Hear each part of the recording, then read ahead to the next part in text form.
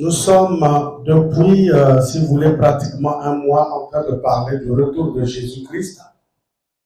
Dans mon premier sermon, que j'avais intitulé « À quelle étape, à quel moment sommes-nous » Je crois que chacun de nous savait, parce que c'est en ce moment-là que j'étais en train d'introduire, si vous voulez, le retour de Jésus-Christ. Et comme je vous l'ai toujours dit, le retour de Jésus-Christ est plus, si vous voulez, comme manifesté par les signes des temps de la fin. C'est les signes des temps de la fin qui nous prouvent à suffisance que le retour du Fils de l'homme est proche. Et je crois que chacun de nous se rappellera de cela. Et la fois surpassée, je vous ai donc parlé également du retour de Jésus-Christ, non, de la venue du Seigneur Jésus. Donc sa première venue, où le Seigneur, si vous voulez, a pris la forme parole et descendu. Si vous voulez, passer comme tout homme passe effectivement par le truchement d'une femme vierge qu'on a appelée Marie. Ça, c'était sa première venue, qui était constatée par les bergers, qui était constatée également par les rois mages. Et chacun de nous se rappellera également qu'à cette occasion, le Seigneur est venu dans sa première venue pour un seul but, et le seul but pour lequel il était venu sur terre, au sein de cette humanité, c'est le fait qu'il venait nous accorder ce que nous appelons le salut. Et donc, dans sa première venue, il est venu pour nous accorder le salut. Et là, nous sommes en train de parler de la deuxième venue, ou son deuxième avènement, ou son deuxième retour. Alors, son deuxième retour, c'est ce que je crois que je vous avais enseigné le dimanche passé, où nous étions en train de comprendre effectivement que le Seigneur revient dans son deuxième tour, mais de deux manières, de deux façons, dans deux étapes. J'étais en train de vous dire qu'il viendra, et lorsqu'il viendra, pour la première fois, il ne mettra pas ses pieds par terre, mais il nous attendra dans les airs. Je crois que chacun de nous le sait parce qu'il ne vient que pour chercher son épouse, qui est l'Église. Et j'étais en train de vous dire aussi qu'à cette occasion, il y a trois signes fondamentaux qui feront que le Seigneur revienne. Il y a d'abord un signal donné par l'Éternel lui-même, et il y aura la voix de l'archange qui va donc parler, et enfin, il y aura, si vous voulez, la trompette qui sonnera. Donc voilà ces trois signes fondamentaux qui vont nous annoncer son retour dans sa première phase, où il ne viendra que dans les airs avec les anges, et ceux qui étaient morts en Jésus-Christ ressusciteront. Il faudrait que nous nous comprenions. Et c'est en ce moment-là que nous qui sommes en vie, nous ne monterons pas avant. Mais ceux qui sont morts en Jésus ressusciteront d'abord. Quand ils ressusciteront, en ce moment-là, nous changerons de corps.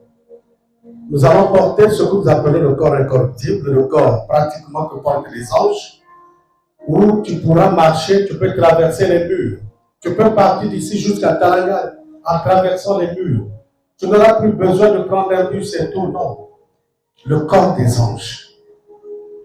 Et dès que nous porterons le corps des anges, qu'on appelle le corps incorruptible, en ce moment-là, le Saint-Esprit va nous enlever. Mais, ce que nous devons comprendre ici, c'est que la chose clé, c'est de pouvoir être, si vous voulez, focalisé sur ces trois signes fondamentaux. le signal que l'Éternel donnera. L'archange parlera. Donc la voix de l'archange va retentir. Et enfin, le troisième signe, comme je vous l'ai dit, il y aura donc quoi? Il y aura la trompette qui va sonner. Et voilà pourquoi le Seigneur Jésus dit, faites très attention parce que vous ne connaissez ni l'heure, ni le jour, ni la date, ni la seconde, ni la minute. Même les anges n'en savent pas. Le Père, le Fils n'en sait rien. Seul le Père. Et donc, pour toi et moi qui sommes humains, qui ne sont pas élevés dans cette dimension-là, d'écouter facilement, si vous voulez, toutes ces choses-là, ces signes-là, il est très important de comprendre que la vigilance est de mise. Nous devons être vigilants. Nous ne devons pas dormir comme il faut dormir. Nous ne devons pas somnoler comme il faut somnoler. Mais ce que nous devons faire, c'est de veiller. Nous devons être comme le maître de la maison qui sait qu'à tout moment, le voleur peut visiter sa maison. Et donc, pour ne pas permettre que le voleur puisse visiter sa maison, le maître de la maison fait quoi? Il sécurise la maison. Il veille, et pendant qu'il veille, il protège sa maison. À telle enseigne que même si le voleur vient, il ne peut pas le surprendre. C'est plutôt lui qui va surprendre le voleur. Donc, dans sa deuxième venue, ou son deuxième retour, dans sa première phase, voilà les trois signes qui vont retentir. Et là, le Seigneur, comme je vous l'ai dit, ne vient que pour un seul but. C'est enlever son Église. C'est enlever son épouse. Je vous ai toujours dit que l'épouse de Christ, ou l'église dont on fait état ici, ce n'est pas la cité de la gloire évangélique. Le corps de Christ est constitué de tous les enfants qui ont reçu Christ comme Seigneur et Sauveur et qui sont à l'attente également du retour du Seigneur. C'est ceux-là, effectivement, qu'on appelle le corps. Et donc, les chrétiens sont disséminés à travers le monde. Ils sont éparpillés à travers le monde. Mais le Seigneur sait et il connaît chacun de nous. Donc, il est à chacun de nous de comprendre ces choses-là, les temps dans lesquels nous sommes, c'est des temps où nous ne devons pas dormir. Nous ne devons pas être distraits. Nous devons veiller. Nous devons veiller. Ça, c'est donc la première phase de son deuxième retour. Mais dans la troisième phase, je crois que c'est ce que nous venons de lire. Le Seigneur vient dans sa deuxième, c'est-à-dire dans son deuxième retour, mais la deuxième phase. En ce moment-là, le Seigneur vient pour un seul objectif. C'est pour le jugement de ce monde. Il vient pour juger les nations. Et quand le Seigneur vient juger les nations, n'oubliez pas que l'Église n'est pas épargnée. Parce que la Bible dit que le jugement commencera dans la maison du Seigneur. La maison du Seigneur, c'est l'Église. Ça veut dire quoi? Ça veut dire que le jugement commencera par nous. Mais la grâce que nous avons, c'est que le jugement que nous subirons, ce n'est pas un jugement qui va, n'est-ce pas, nous amener à être sanctionnés, emprisonnés et jetés en enfer. Non. C'est un jugement qui se passera de telle sorte que chacun passera devant le Seigneur pour, n'est-ce pas, lui montrer ses œuvres. Voilà pourquoi le chrétien doit avoir des œuvres. Le chrétien ne doit pas être quelqu'un qui est là dans l'église pour assister les gens ou pour participer simplement. Il faudrait que tu aies les œuvres. Je vous ai toujours donné l'exemple de Dorcas. Si Dorcas était morte, ressuscité, ce sont ses œuvres qui étaient en train de revendiquer sa résurrection devant le Seigneur. Et ce qui revient à dire que pour toi et moi, c'est la même chose. Lorsque tu arriveras devant le Seigneur, tu passeras devant le Seigneur, ce sont tes œuvres qui parleront. Si tes œuvres sont bonnes, ces œuvres-là vont, n'est-ce pas, faire de telle sorte que tu ne puisses pas être sanctionné. Mais si tes œuvres sont mauvaises, même si tu étais enfant de Dieu, même si tu étais chrétien, mais tes œuvres sont mauvaises, tu vas ressembler à quoi? Pas à une brebis, mais tu vas ressembler à quoi? À un bouc. Donc c'est pour vous dire, comme on vient de le dire, qu'il y a des choses que le Seigneur est en train, si vous voulez, comme d'observer attentivement dans notre vie. Il nous l'a dit ici. Il dit, lorsque j'avais faim, il dit au juste, vous m'avez donné à manger. Lorsque j'étais nu, vous m'avez habillé. Lorsque j'étais en prison, vous m'avez assisté. Ça, c'est le Seigneur qui dit ça. Ça parle des œuvres du chrétien.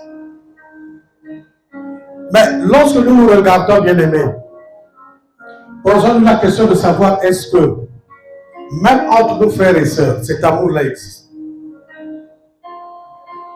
Parce que lorsque le Seigneur parle ainsi, il fait état de la manière que nous traitons nos frères et nos sœurs, ou que nous traitons également, si vous voulez, tous les humains. Parce que n'oubliez pas que lorsqu'on parle de l'amour, on ne parle pas de l'amour simplement avec les chrétiens ou les chrétiens. Mais lorsqu'on parle de l'amour, on parle de l'amour d'une manière globale. Amen. La Bible est claire. Tu aimeras ton Dieu de tout ton cœur, ton âme, ta force, ta pensée, mais tu aimeras ton prochain comme toi-même. Et quand on parle du prochain, ce n'est pas seulement ton frère et ta soeur. Non. Quand on parle du prochain ici, c'est même les voisins, c'est même les païens, c'est même les Babyloniens. Mais non, regardons comment nous traitons toutes ces personnes. Il y a des moments où tu as même préparé, mais quelqu'un arrive chez toi, tu es incapable effectivement de lui donner à manger. Quelqu'un peut venir te voir à la maison, et tu es incapable de l'acheter même un jus ou de lui déplacer. Ah, écoute, bon, il y a ceci pour ton déplacement. Tu ne le fais pas. La personne, vous sentez qu'elle est nue. Je me rappelle d'une église. Je crois que ma femme est là. À tout moment, on est en train de dire, mais les anciens de cette église-là, il dit au juste, vous m'avez habillé. Lorsque j'avais faim, vous m'avez donné à manger. Lorsque j'étais étranger, vous m'avez accueilli. Lorsque j'étais prisonnier, vous m'avez assisté. Bien-aimé, voilà, si vous voulez, comment la grille de censure que le Seigneur met en face de nous. Il n'y a même pas autre chose. C'est cette grille qu'il faut respecter. Quand tu vois quelqu'un qui est nu, habille-le. Voilà pourquoi je l'ai cessé ici de n'est-ce pas qu'on prenne en charge les orphelins, qu'on prenne en charge les orphelins. Jacques 1, 27 à 28 nous le dit, que le plus grand ministère qu'un chrétien devrait exercer, pas seulement le pasteur, qu'un chrétien devrait exercer, c'est l'assistance aux orphelins et aux veuves. Voilà pourquoi je suis tenté de vous encourager pour, n'est-ce pas, avant la convention des femmes, que nous puissions amener, comme je vous l'ai toujours dit, tous nos habits que nous pourrons mettre à la disposition des orphelins et des veuves. Pourquoi pas des veuves? Parce que nous, les hommes, on va amener les habits, il faut qu'il y ait des veuves à qui on peut les remettre. Donc, voilà, mon frère, ma soeur, la grille de sortie. Aujourd'hui, il y a des frères et des sœurs qui n'arrivent pas à recevoir un frère, une sœur, ou à recevoir même quelqu'un comme ça, un humain, qui arrive, qui lui demande parfois un service, ce n'est pas un problème. L'essentiel est que tu aies passé ton séjour et tu vas continuer. C'est sur ces questions-là que le Seigneur